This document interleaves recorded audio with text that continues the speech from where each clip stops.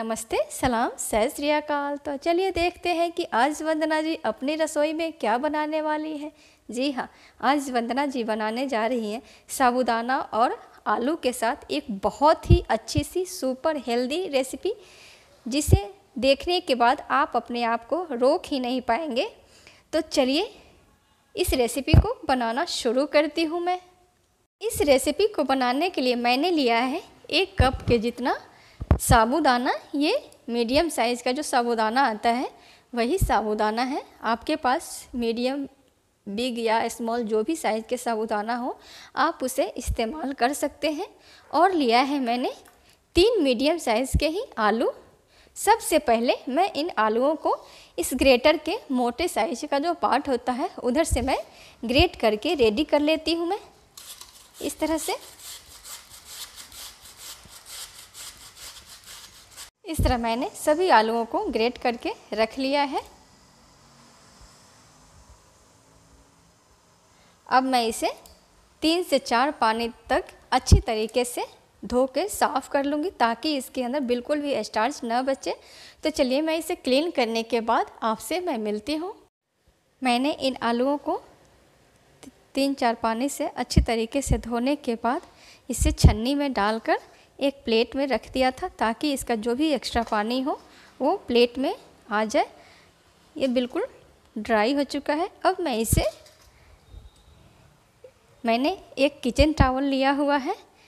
इन लच्छे आलूओं को मैं इस किचन टॉवल के ऊपर अच्छी तरीके से फैला दूंगी ताकि ये बिल्कुल भी ड्राई हो जाए, अच्छी तरीके से सूख जाए।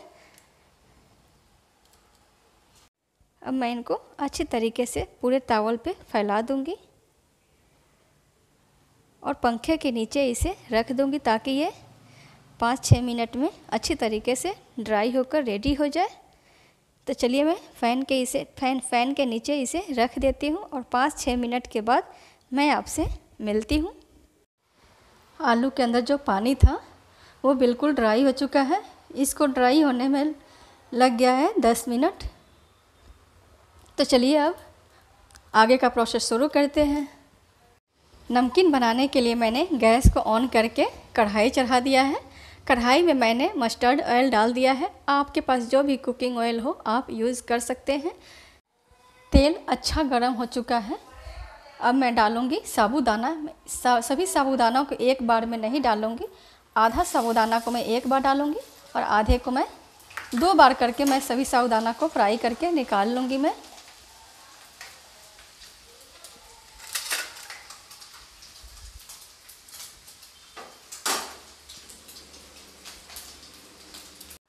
साबूदाना को मैंने अच्छी तरीके से मीडियम फ्लेम पे फ्राई करके रेडी कर लिया है। ये हल्का सा गोल्डन ब्राउन हो चुका है। ध्यान रहे मीडियम फ्लेम पे ही फ्राई करें ताकि ये अंदर तक अच्छी तरीके से कुक हो जाए। नहीं तो तेज़ फ्लेम पे फ्राई करने पर ऊपर से तो ब्राउन हो जाएगा लेकिन अंदर से ये कच्चा रह जाएगा। तो इसलिए मीडियम टू लो फ्लेम पे फ्राई करें।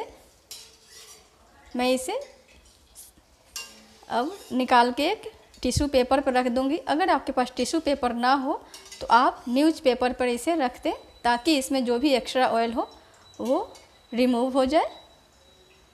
तो चलिए मैं इसको निकाल देती हूँ और इसी तरह से बचे हुए साबूदाना को भी मैं फ्राई कर लेती हूँ। मैं इसी तरह से दूसरा बैच भी मैं डाल दूँगी।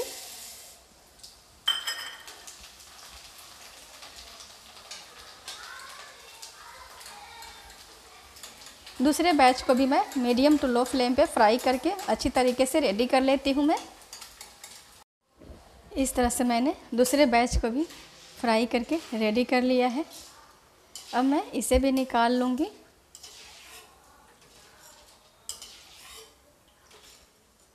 एक बैच को फ्राई करने में 4 से 5 मिनट लग जाता है।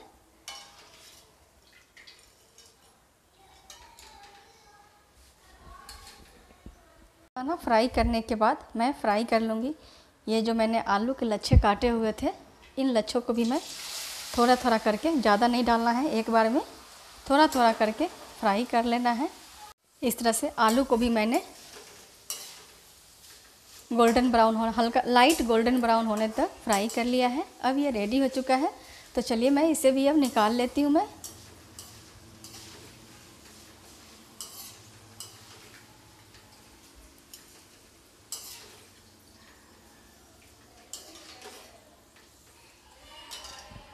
इसे निकालने के बाद मैं इसी तरीके से दूसरा बैच भी डाल दूंगी।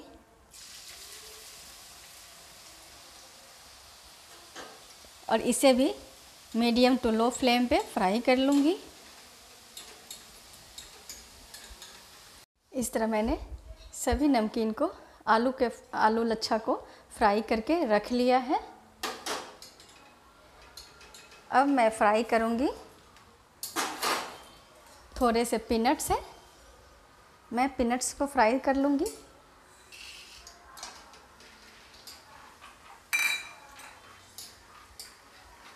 मैंने पीनट्स को भी गोल्डन ब्राउन होने तक फ्राई कर लिया है, तो चलिए अब मैं इसे भी निकाल लेती हूँ मैं।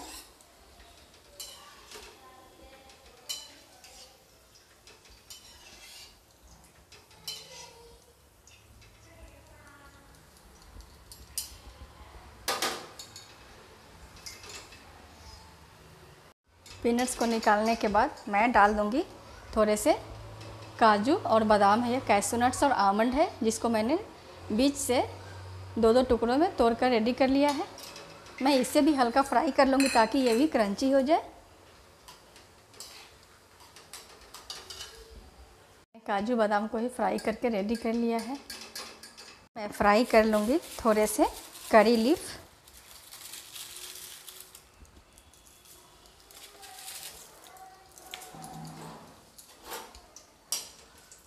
हल्का सा गोल्डन ब्राउन करना है। ये ड्राई करी लीफ है, अगर आपके पास फ्रेश करी लीफ हो तो उसे भी आप यूज कर सकते हैं। मैं हल्का सा इसे क्रंची होने दूंगी। जब ये क्रंची हो जाए तब मैं इसे निकाल लूँगी। ये हो चुका है, अब मैं इसे निकाल कर साइड में रख लेती हूँ।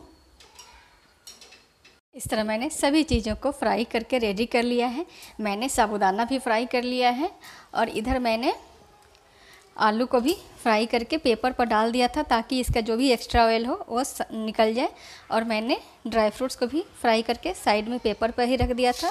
यहाँ पे मैंने पीनट्स को भी फ्राई कर लिया था यहाँ, और मैंने करी लीफ को भी फ्राई करके रेडी करके यहाँ पेपर पे ही डाल दिया था ताकि जो भी एक्स्ट्रा ऑयल हो सभी का निकल कर साइड हो जाए।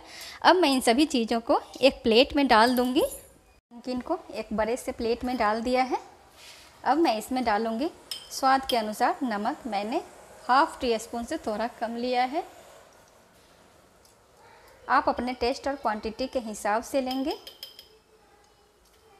साथ ही मैं डाल दूँगी हल्का सा, बिल्कुल पिंच भर रेड चिली पाउडर, ताकि ये चटपटा बने। साथ ही मैं डालूँगी फ्रेश कूटा हुआ काली मिर्च।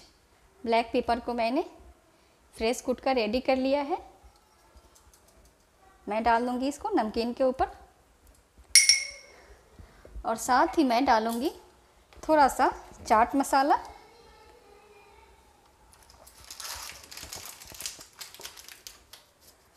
चाट मसाला बिल्कुल ऑप्शनल है, आप चाहें तो डाल सकते हैं, नहीं तो कोई बात नहीं है। लगभग हाफ टी स्पून से थोड़ा सा कम, 1/4 टी स्पून जितना। अब मैं इन सभी चीज़ों को अच्छी तरीके से मिला लूँगी। आप इसे व्रत में भी बनाकर खा सकते हैं। बस इतना ध्यान रखें कि व्रत के लिए जब बनाएं तो आप मस्टर्ड ऑयल, सरसों का तेल का यूज ना करें, घी में ही बनाएं।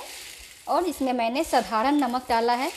व्रत वाले नमकीन में सेंधा नमक का यूज करें। आप जो भी चीज़ खाते हैं व्रत में वही डालकर बनाएं। अब मैं इसे अच्छी तरीके से मिला दूंगी।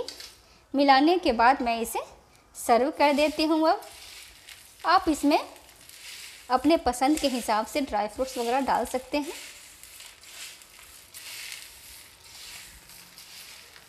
इस तरह से मैं सबको मिला दिया है मैंने सभी को अच्छी तरीके से।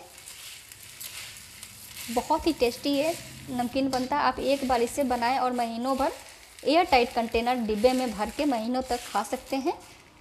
आप इसे बच्चों को भी दे सकते हैं। ये बच्चों के लिए भी बहुत ही अच्छी सी हेल्दी स्नैक्स की रेसिपी है। तो चलिए मैं इसे अब सर्व कर देती हूँ। मैं इसे प्लेट में सर्व कर देती हूँ। आप देख सकते हैं कितना क्रंची बना हुआ है, बहुत ही टेस्टी बनता है। प्लीज़ आप एक बार इस रेसिपी को बनाकर ज़रूर खाएं।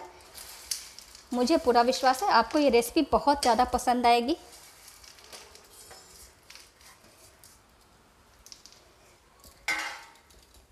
मैंने इस नमकीन को सर्व कर दिया है। अब यह खाने के लिए बिल्कुल रेडी हो चुका है। आप इस नमकीन को एक बार बना के खा लेंगे तो आप इस नमकीन के दीवाने हो जाएंगे। जब भी आपको नमकीन खाने का मन करेगा आप इसी नमकीन को बना के खाना ज़्यादा पसंद करेंगे। इतना मैं गारंटी के साथ कह सकती हूँ, क्योंकि इस नमकीन को बनाने में किसी तरह का कोई डिफ़िकल्टी, किसी तरह की कोई परेशानी नहीं है। बहुत ही आसान तरीके से, झटपट तरीके से बनकर ये नमकीन तैयार हो जाती है और बहुत ही हेल्दी ये नमकीन की रेसिपी है।